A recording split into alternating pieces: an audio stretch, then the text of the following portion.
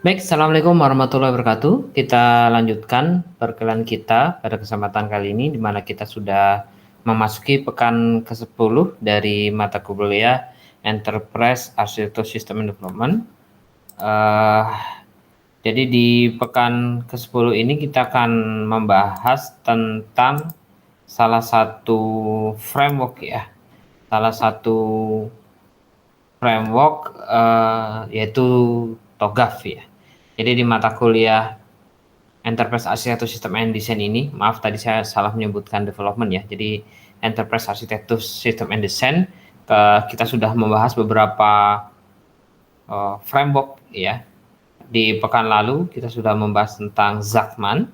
Nah, kalau untuk pekan ini kita akan membahas tentang salah satu framework yang bernama TOGAF ya.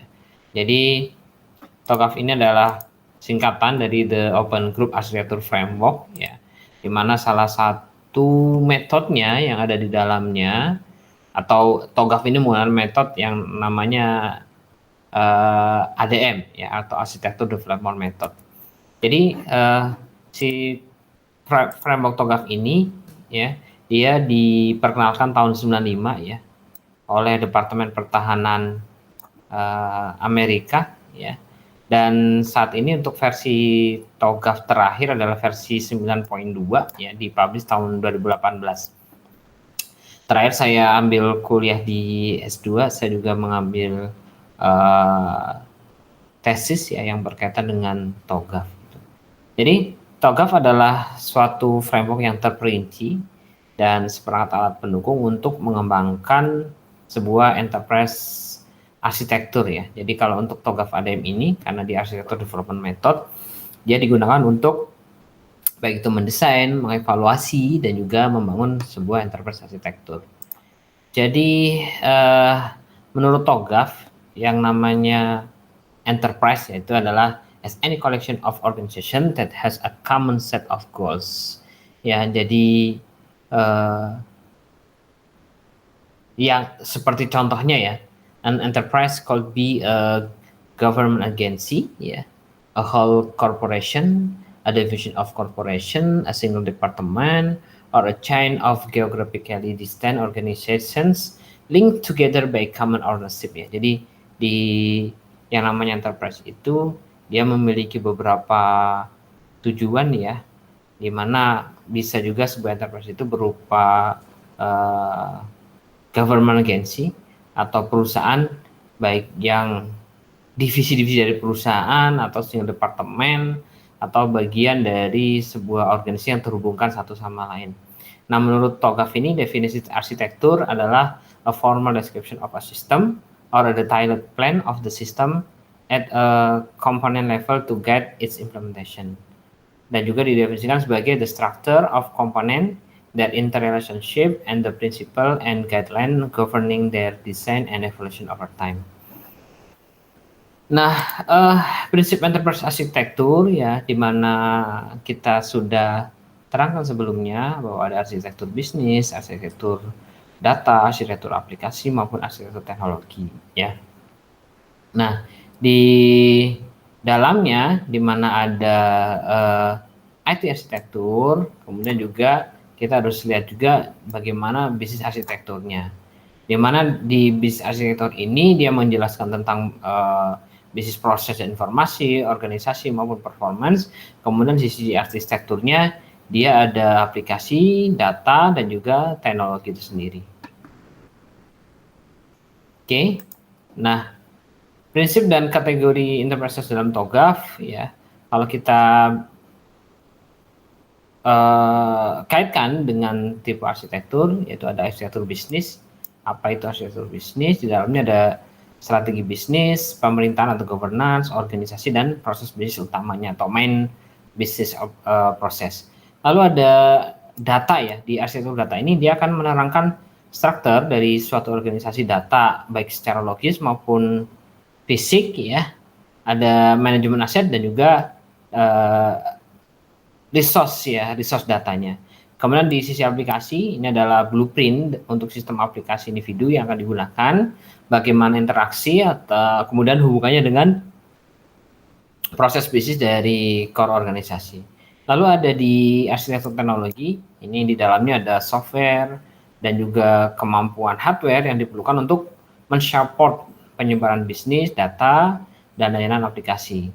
Termasuk di dalam arsitektur teknologi itu ada infrastruktur teknologi informasi, middleware, kemudian jaringan, komunikasi, pengolahan, dan standarisasi. Nah, terkait dengan arsitektur development metodologi, ini adalah sebuah panduan untuk framework TOGAF, ya, yang mana untuk membangun suatu arsitektur enterprise melalui beberapa tahapan, ya. Jadi kalau di TOGAF ini, metodologi ini akan menjelaskan secara rinci bagaimana kita membangun, mengelola, mengimplementasikan suatu arsitektur enterprise dan sistem informasi yang sesuai dengan kebutuhan bisnis. Jadi dimulai dari tahapan preliminary, ya, dimulai dari sini. Lalu ada requirement management. Di dalam requirement management ini ada kurang lebih 8 step, ya, dari mulai arsitektur vision, bisnis arsitektur, kemudian informasi sistem arsitektur,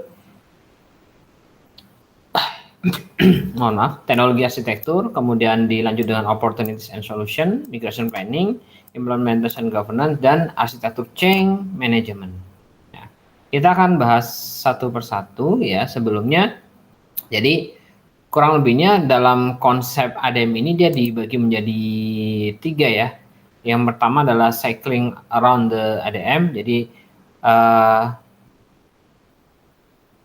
arsitektur development metodologi ini mempresentasikan dalam sebuah lingkaran nih, ya, yang mengindikasi keterhubungan antara satu fase dari sebuah pekerjaan arsitektur, ya, yang kemudian berhubungan dengan fase-fase lain dalam pekerjaan arsitektur.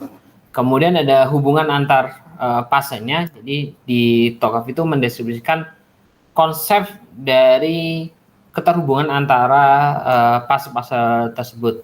Jadi kalau misalnya kita sebagai contoh, ya, dari bisnis arsitektur kemudian harus dilengkapi untuk dapat kemudian dikembangkan oleh teknologi arsitektur. Lalu ada cycling around a single phase. Jadi TOGAF mendukung eksekusi, ya, yang berulang dari setiap aktivitas di dalam sebuah fase, ya, fase ADM, ya, sebagai teknik untuk kemudian melakukan elaborasi isi-isi dari sebuah arsitektur di dalamnya. Oke. Nah, kita bahas satu persatu. Pertama adalah preliminary phase atau fase preliminary atau mengawali lah kalau seperti itu. Dia akan, yang dilakukan adalah dia menyiapkan organisasi untuk proyek-proyek arsitektur TOGAF yang berhasil. Kemudian melakukan kegiatan persiapan dan inisiasi, ya, jadi persiapan, kemudian pemanasan, gitu, ya, yang diperlukan untuk memenuhi arahan bisnis arsitektur enterprise baru, termasuk juga ada definisi framework arsitektur, ya, yang spesifik, ya. Ada juga terkait dengan tools ataupun pendefinisian dari prinsip-prinsip sebuah organisasi. Lalu kemudian ada requirement management. Jadi ini adalah setiap tahapan proyek TOGAF yang didasarkan pada hasil validasi dari persyaratan bisnis. Nah, persyaratan yang kemudian diidentifikasi, disimpan, kemudian dimasukkan ke dalam dan keluar dari fase ADM yang relevan, ya. Dari fase A sampai fase H, ya, semuanya juga sebetulnya awalnya sudah diadakan pembahasan di requirement management. Oke. Fase A adalah fase arsitektur vision. Dia menciptakan keseragaman pandangan mengenai pentingnya arsitektur enterprise untuk mencapai tujuan organisasi yang dirumuskan dalam bentuk strategi serta menentukan ruang lingkup arsitektur yang akan dikembangkan. Nah, pada tahapan ini, ya, ini tahapan A, ini berisikan question atau pertanyaan-pertanyaan yang diberikan untuk mendapatkan arsitektur yang ideal, ya. Kemudian di bisnis arsitektur. Nah, di bisnis arsitektur di poin B ini dia akan mendefinisikan kondisi awal arsitektur bisnis. Kemudian dia menentukan model bisnis atau aktivitas bisnis yang diinginkan berdasarkan skenario bisnis. Nah, tools yang digunakan di tahapan ini, ya, ada BPMN, ada business process modeling notation, ada IDEF, ada juga Unified Modeling Language dan lain sebagainya yang bisa digunakan untuk membangun model yang diperlukan. Kalau kita lihat modelnya bisa dilihat pada gambar ini ada model arsitektur bisnis ya misalkan. Jadi apa sih yang dilakukan? Ini kita menggunakan UML ya, jadi menggunakan use case. Tapi ini adalah use case, bukan use case aplikasi, tapi ini adalah use case bisnis. Jadi apa saja yang dilakukan oleh akademik, misalkan proses bisnisnya, dia melakukan perencanaan operasional akademik dan juga melakukan pendaftaran ulang. Lalu apa sih kemudian bisnis proses yang dilakukan oleh mahasiswa contohnya? Oh ya, dia melakukan proses pendaftaran ulang. Jadi digambarkan pada sebuah UML. Oke, tahapan berikutnya dari TOGAF ADM adalah Information System Architecture. Jadi di dalam Information System Architecture, ya ini ada di sini, di poin C ya. Jadi dia mendefinisikan arsitektur data dan arsitektur aplikasi. Ya. Jadi arsitektur data ini fokus pada bagaimana data digunakan untuk kebutuhan fungsi bisnis, proses dan layanan. Mohon maaf. Di dalamnya ada entity relation diagram dan juga bisa juga menggunakan class diagram. Nah, untuk arsitektur aplikasi ini fokus pada kebutuhan aplikasi yang direncanakan dengan menggunakan application portfolio catalog ya. Dan dia menitik beratkan pada model aplikasi yang akan dirancang. Bisa menggunakan application connection diagram, application and user location diagram dan lainnya. Jadi ini ada beberapa artefak ya yang disiapkan untuk proses di fase C ini. Jadi kalau kita gambarkan salah satunya ini adalah arsitektur data ya. Bisa digambarkan di sana ada kelas operasional akademik ya, ini arsitektur datanya. Lalu ada arsitektur aplikasi logisnya. Kita juga bisa gambarkan dengan UML. Ini adalah standar untuk pengisian rencana studi contohnya. Oke. Fase berikutnya, fase D, ini adalah fase teknologi arsitektur. Jadi membangun arsitektur teknologi yang diinginkan. Dari memulai menentukan jenis kandidat teknologi yang diperlukan, ya dia menggunakan apa? Menggunakan teknologi portofolio katalog ya. Di dalamnya ada kebutuhan software maupun hardware. Dan juga yang dilakukan kemudian adalah mempertimbangkan alternatif-alternatif yang diperlukan dalam pemilihan teknologi ya. Misalkan ada environment and location diagram, ada network commuting diagram dan lain sebagainya. Ini adalah salah satu contoh dari arsitektur teknologi. Misalkan dia menggunakan browser, menggunakan internet. Ini di layar interface-nya ya, di layar domainnya itu kita menggunakan session manager, ada domain layer, dan untuk di data access layer-nya itu ada data access layer maupun data access layer terkait dengan aplikasi. Ya, ini adalah arsitektur teknologinya. Atau Anda bisa menggambarkan topologi jaringan, kebutuhan-kebutuhan akan hardware dikaitkan dengan mensupport aplikasi atau sistem yang ada di information system arsitektur. Oke. Di selanjutnya di poin E itu ada opportunities and solution ya. Jadi sebelumnya setelah kita membuat beberapa artefak di bisnis arsitektur, information system arsitektur, dan juga di teknologi arsitektur, lalu kita akan melakukan proses yang dinamakan opportunities and solution. Jadi tahapan ini dia fokus pada benefit analisis atau analisis manfaat yang dilihat dari sebuah arsitektur enterprise, ya baik bisnis, data, aplikasi, maupun teknologi. Jadi ini akan menjadi dasar bagi stakeholder untuk memilih dan menentukan arsitektur apa yang akan diimplementasikan. Nah, untuk pemodelan di fase opportunity and solution, kita bisa menggunakan teknik project contact diagram dan benefit diagram seperti yang terlihat pada gambar ya. Ini ada software project management contact diagram. Ya, ini adalah project level contact diagram ya, ini contohnya. Selanjutnya di fase F ini ada migration planning ya. Kalau dilihat fase F ada di sini migration planning, proses migrasinya ya. Jadi di sini kita menganalisis biaya, manfaat, resiko, dan mengembangkan pelaksanaan migrasi secara rinci. Jadi dari yang tadinya kita belum ada sebuah enterprise arsitektur, ya, kemudian kita rencanakan proses migrasinya bagaimana. Contoh yang sebelumnya network misalkan, server misalkan sebelumnya menggunakan server fisik, kemudian kita akan di-publish di cloud misalkan. Apa sih yang diperlukan? Kita melakukan analisis biayanya bagaimana, manfaatnya bagaimana, resikonya bagaimana. Dan di dalamnya juga dilakukan penilaian dalam menentukan rencana migrasi dari suatu sistem informasi. Dan kalau untuk di poin F ini, artefak yang disediakan ini biasanya adalah matriks penilaian dan keputusan terhadap kebutuhan utama dan pendukung dalam organisasi terhadap implementasi sistem informasi. Ya, oke. Itu poin F atau fase F. Di fase G itu ada implementation governance atau tata kelola implementasi ya. Di poin G ini ya. Dia akan melakukan atau memastikan proyeknya itu sesuai dengan enterprise architecture yang sudah didefinisikan sebelumnya. Dan kemudian menggunakan menyusun rekomendasi untuk pelaksanaan governance atau tata kelola implementasi yang sudah dilakukan. Ya. Bisa meliputi tata kelola organisasi, teknologi informasi, dan juga tata kelola arsitektur ya. Oke. Nah, biasanya di fase G ini itu juga dipadukan ya dari beberapa framework untuk governance atau tata kelola. Contohnya misalkan ada COBITS ya dari IT Governance Institute, atau juga ada beberapa penelitian untuk tata kelolanya dia menggunakan misalkan ITIL dan lain sebagainya. Oke.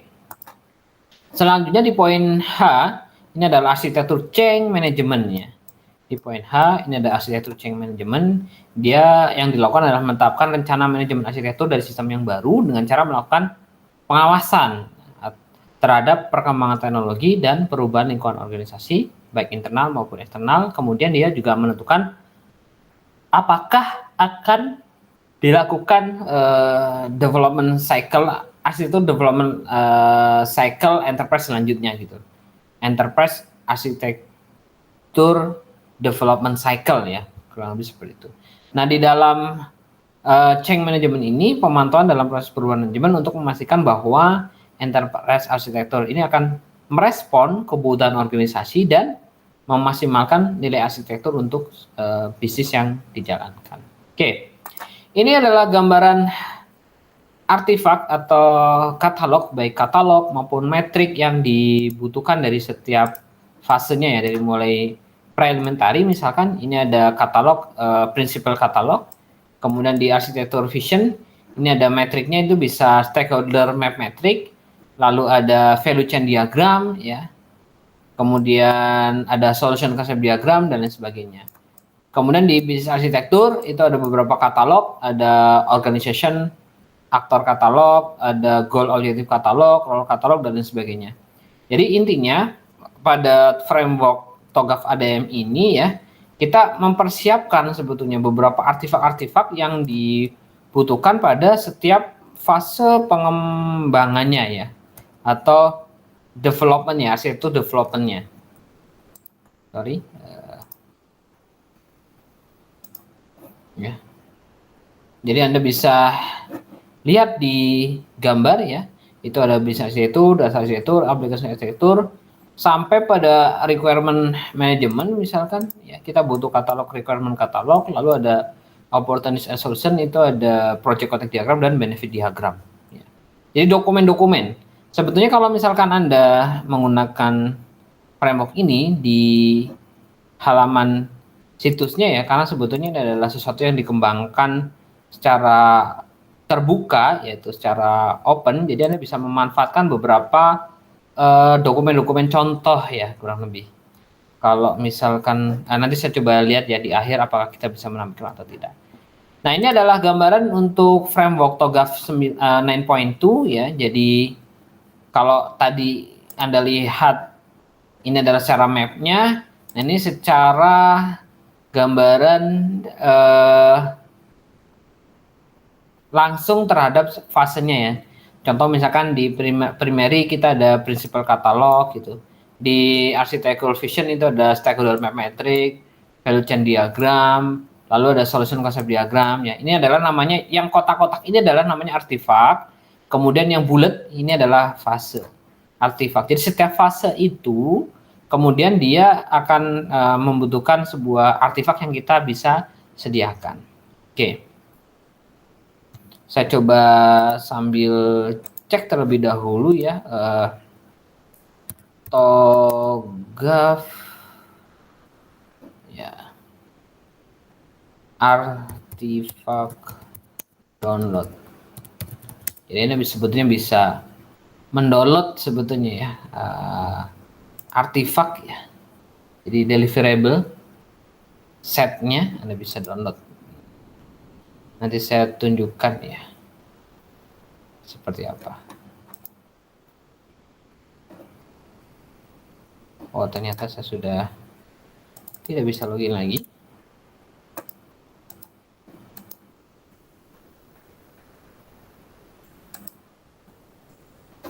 Oke, saya lanjutkan dulu ya. Di yang terakhir, di slide terakhir, saya ada slide terkait dengan perbandingan antara TOGAF dan Zachman ya sebetulnya. Jadi perbedaannya kalau Zachman itu kan sebetulnya dia tidak punya metodologinya untuk melakukan penyusunan. Jadi dia hanya memetakan saja sih, kurang lebih seperti itu. Tapi kalau TOGAF dia punya detailing proses arsitektur ya menggunakan ADM ya, arsitektur development metodologi ya gitu. Jadi kalau dilihat sebetulnya yang paling implementatif ya di sebuah organisasi itu kita bisa menggunakan TOGAF dan banyak penelitian. Tapi saya baru-baru ini mendapat kabar ya bahwa kalau kita menggunakan membuat penelitian terkait dengan TOGAF, kita itu tidak diperkenankan ya untuk mencantumkan nama TOGAF dalam sebuah penelitian kita. Nah itu saya juga baru dapat rumor saja. Jadi dari rekan saya yang informasinya dia mendapatkan info dari Pak Romi Satria Wahono ya sebagai informasi. Jadi beliau juga sebelumnya pernah sering kali membahas tentang TOGAF, tapi di suatu pertemuan gitu dia mengutarakan bahwa saat ini TOGAF tidak diperkenankan untuk dicantumkan secara langsung ya atau digunakan gitu di sebuah penelitian. Ya, mungkin Anda nanti bisa searching dan cari-cari, tapi kalau untuk secara gambaran umumnya bahwa ada sebuah arsitektur, sebuah framework ya yang bisa digunakan untuk membangun sebuah enterprise arsitektur, salah satunya adalah TOGAF. Ya. Saya coba cari kembali, mohon tunggu artifak-artifak yang ada ya. Artifak TOGAF.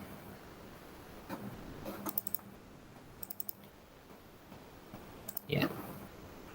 Ternyata saya pernah punya dan pernah download ya artifaknya.